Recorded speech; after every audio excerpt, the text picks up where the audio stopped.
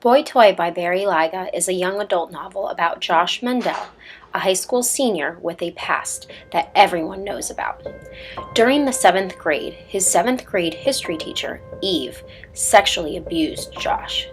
Eve told Josh and his parents that she needed to use him to help her with her study, but it eventually turned into a different type of studying.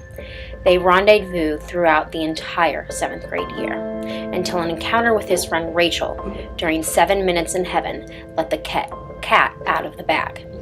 Josh lets these events carry with him through the rest of his life, even though he tries to cover it up with his outstanding grades and his baseball career.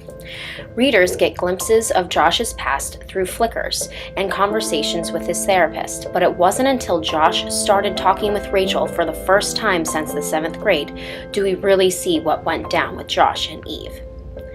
The relationship between Josh and Eve can be looked at like an eating disorder. Josh is the dieter and Eve is his ice cream. Josh cannot get enough of Eve throughout the 7th grade. She is sweet and delectable, and most importantly, she makes him satisfied, much like ice cream during a dieting phase. However, once Eve is exposed, Josh has to stop cold turkey and goes on a strict diet. When you starve yourself during a diet, your body responds with powerful cravings. We see that when Josh has his flickers, he cannot keep the past out of his mind. Dieters can sometimes not deal with these powerful cravings, thus they become bulimic.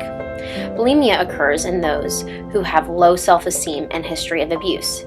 Josh has both. He tries to cover up his bulimia by some different obsessions, including baseball and his grades. Josh constantly is giving various batting averages throughout the entire book, and is constantly trying to improve himself. However, not even these can prevent him from purging. Bulimia causes dieters to have weird perceptions. They look in the mirror and see a fat body, but really they are of normal weight. Josh has weird perceptions of himself as well. When he looks in the mirror, he sees his past and sees himself as the boy who slept with his teacher. He believes that is what people see when they look at him while he walks down the hall at school. It is hard for Josh to open up to others. Besides Zick, he doesn't have any friends. Bulimia causes dieters to purge their food. Josh has instances of purging himself because of his past. Josh punched his baseball coach while he was running laps.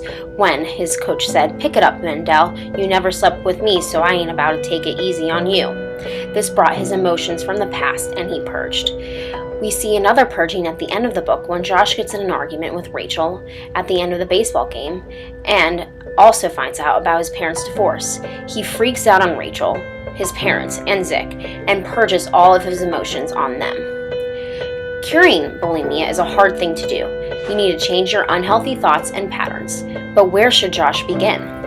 Some say that you should stay away from the things that tempt you to purge. However, everyone knows about Josh, so it is very hard for him to hide from his temptations.